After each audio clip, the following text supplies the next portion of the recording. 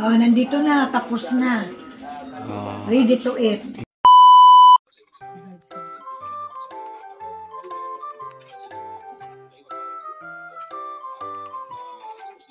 So, luluwagon. Nagugulay na si mama.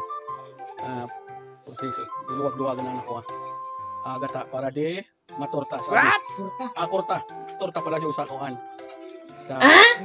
Bukutot ka sa tanong.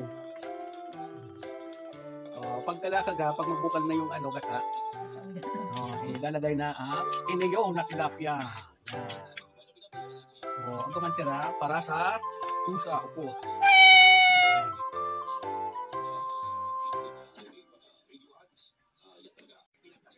So para hindi magusang, sabi ni mama, ang tilapia, bago ilagay ang dibi-dibi, hanguin mo na. Kasi yung lasa niya ay nakasalak na. Ayan, isa-isa na. Uy! Dibi! Narin si Dudong din. So, pagkatapos, nahanguin ang isda, ang tilapia, isusunod na ang libi-libi. Ito. Susunod na natin. Susunod na ni mama.